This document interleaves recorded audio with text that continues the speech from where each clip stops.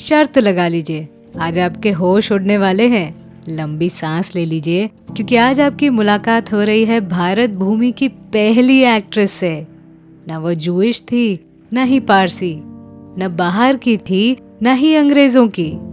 वो थी मुंबई में रहने वाली मराठी एक्ट्रेस कमलाबाई गोखले। ये ऐतिहासिक कहानियां बयां हैं उस इंसान की जिसने भारत में पहली टेक्निकल फिल्म का निर्माण किया था। जी हाँ, दादा साहेब फाल्के, जिन्होंने राजा हरिश्चंद्र फिल्म का निर्माण कर भारत को फिल्म जगत से रूबरू कराया। 3 मई 1913 को जब राजा हरिश्चंद्र फिल्म रिलीज की गई, तब तूफान प्रसिद्धि से फाल्के साहब का सीना गर्व से चौड़ा हो गया। पर कहीं ना कहीं उनके दिल में ये सवाल जरूर आया होगा कि उनकी फिल्म में महिला किरदार को भी पुरुष ने निभाया है।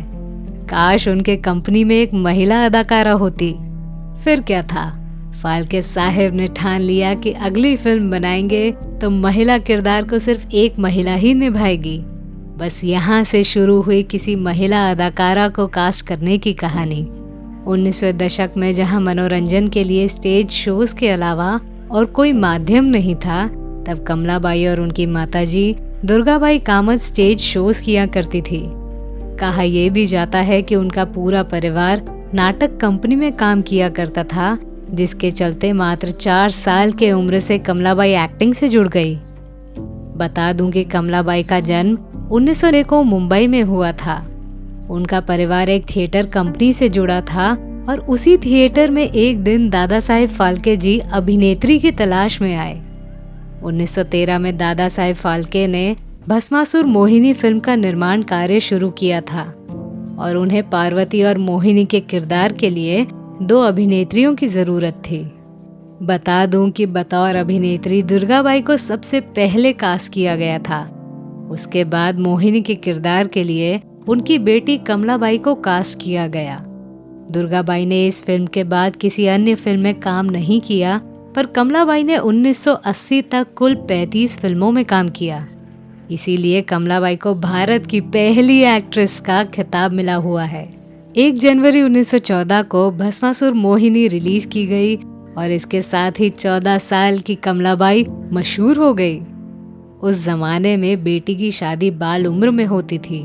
कमलाबाई 13 साल की थी तब एक थिएटर आर्टिस्ट रघुनाथ राव गोखले से उनका विवाह हुआ और मात्र 24 साल में वो विधवा भी हो गई। और साथ ही रघुनाथ राव के जितने भी कर्जे थे, उन्हें अब कमलाबाई को चुकाना थे। अपनी माँ की तरह कमलाबाई भी जिद्दी थी। अपने परिवार के रोजी रोटी के लिए कमलाबाई ने स्टेज शोज फिर से शुरू किए और कभी कभी पुरुष के किरदार भी कमलाबाई ही निभा लेती।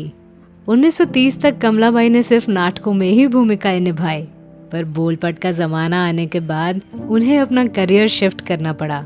राजरानी मीरा, मिर्जा साहिबा, लाले यमन, चंद्रासा, बिखरे मोती, स्ट्रीट सिंगर, हलचल, एक नज़र, गहराई जैसी फिल्मों में कमलाबाई नजर आई।